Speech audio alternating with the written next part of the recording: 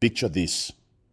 July 9th, 2002, Durban, South Africa, 53 African heads of state stand together in one room, not for a funeral, not for a war council, but for a birth after centuries of colonial division, after decades of Cold War manipulation, after countless attempts at unity that crumbled into dust.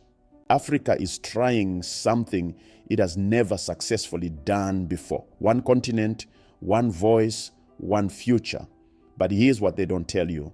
This wasn't the first attempt. It wasn't even the second. And the man who dreamed it up, he was killed for it. What you're about to discover is the hidden story of Africa's most ambitious project since independence. A story of visionaries and dictators, of hope and betrayal, of a continent trying to heal itself while the world watches and waits for it to fail. This is the untold story of the African Union.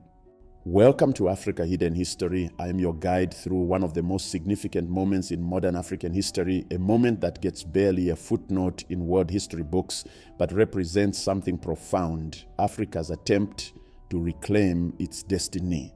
Today, we are diving deep into the formation of the African Union in 2002. But this isn't just a story about politicians signing documents. This is a story about identity, about what it means to be African in a world that divided your continent with rulers and pens, about whether 50-plus nations, each with their own languages, cultures, and conflicts, can truly become one. We'll take you back to the roots of Pan-Africanism. We'll walk through the failed experiments that came before. We'll introduce you to the dreamers and the cynics, the revolutionaries and the compromises, and we'll reveal the hidden forces both inside and outside Africa that shaped this continental union. By the end of this documentary, you'll understand why the African Union was born from the ashes of a failed organization, how Libya's controversial leader became its greatest champion, what secrets and struggles marked its creation, and most importantly, whether it's actually working.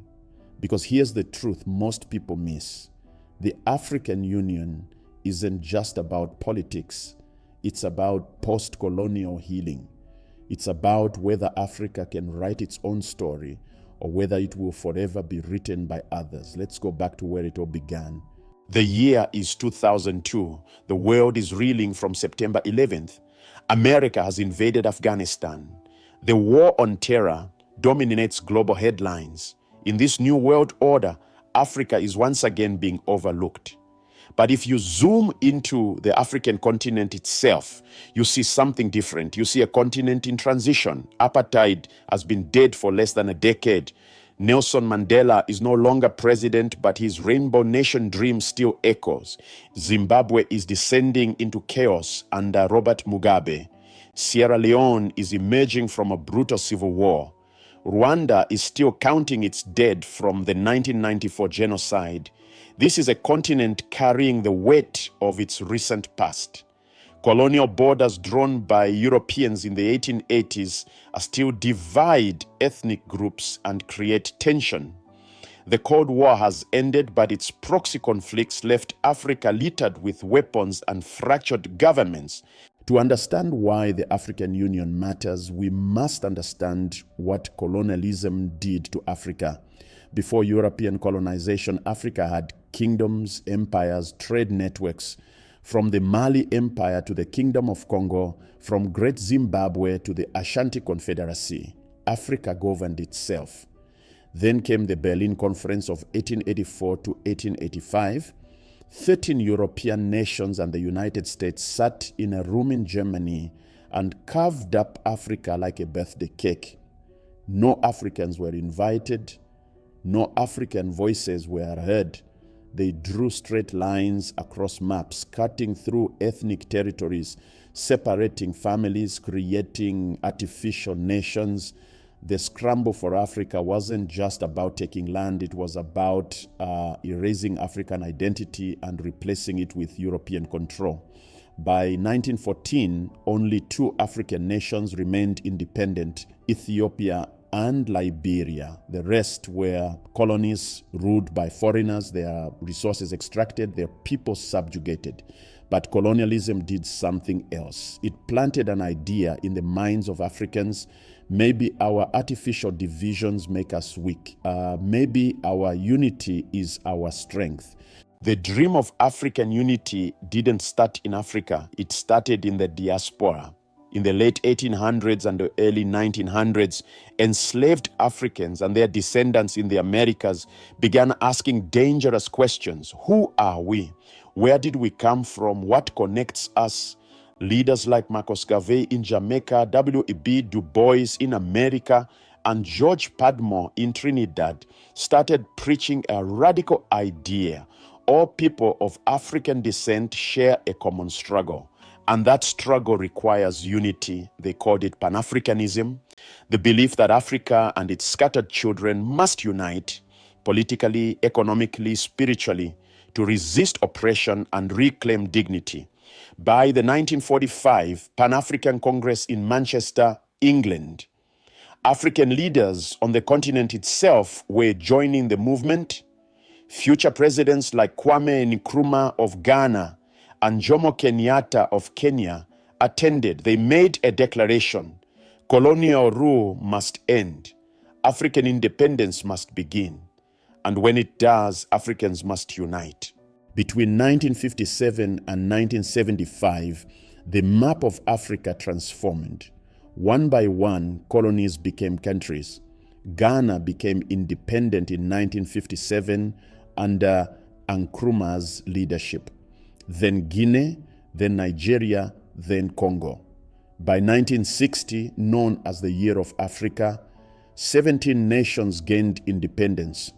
But independence exposed a harsh truth. Political freedom doesn't equal economic freedom. The colonial powers left, but they took everything with them.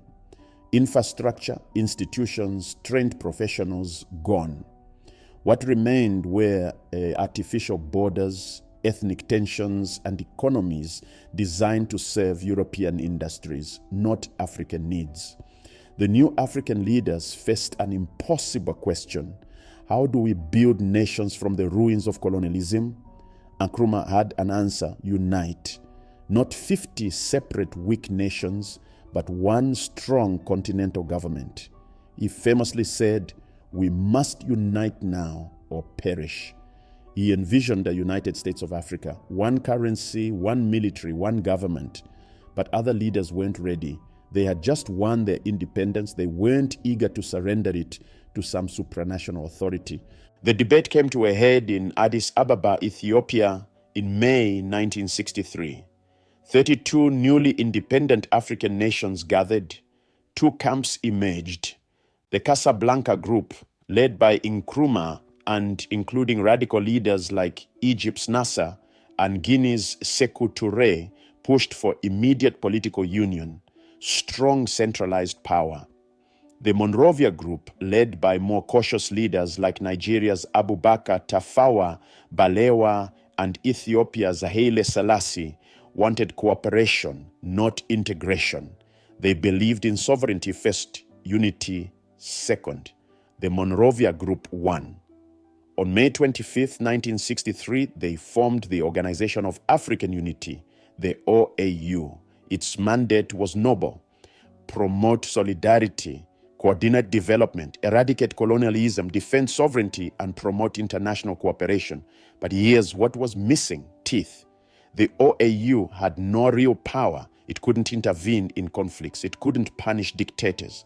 It operated on the principle of non-interference. Each nation was sacred and untouchable. For nearly 4 decades, the OAU would struggle with this fundamental weakness. It watched as coups destroyed governments. It stood silent as genocides unfolded. It became, in the eyes of many critics, a club for dictators to protect each other. By the 1990s, Africa was in crisis, and the OAU seemed powerless to respond. If you want to understand the African Union, you must understand Muammar Gaddafi. The Libyan leader was one of Africa's most controversial figures. To the West, he was a terrorist sponsor, a madman, a dictator. To many Africans, he was something else, a benefactor, a Pan-Africanist, a leader who put Africa first. Gaddafi came to power in Libya in 1969 through a military coup. He immediately positioned himself as a revolutionary, anti-Western, anti-imperialist, pro-Arab, and increasingly pro-African. By the 1990s, Libya was under international sanctions for its alleged role in terrorist attacks, including the 1988 Lockerbie bombing. Isolated by the West, Gaddafi turned to Africa. He poured Libyan oil money into African development projects. He funded infrastructure, schools, telecommunications. He championed the idea that Africa needed economic independence from former colonial powers. But Gaddafi's supporter came with strings. He was accused of interfering in African conflicts, supporting rebels, and destabilizing governments that opposed him. His vision for African unity was ambitious but autocratic. He wanted a United States of Africa with himself as a leading figure. In 1999, Gaddafi issued the Sirte Declaration calling for the OAU to be transformed into a more powerful African Union. He used his oil wealth and political influence to push reluctant African leaders toward this vision. Without Gaddafi, there might be no African Union. But his involvement also raised questions. Whose dream was this, really? And what would happen when he was gone? South Africa's Thabo Mbeki was Gaddafi's opposite. Intellectual, where Gaddafi was impulsive; diplomatic, where Gaddafi was confrontational. Mbeki represented a different vision for Africa's future. As deputy president and then president of South Africa, Mbeki championed the African Renaissance, a belief that Africa could rise through good governance, democracy, and self-reliance. He was a product of the anti-apartheid struggle, educated in exile, trained in strategy and patience.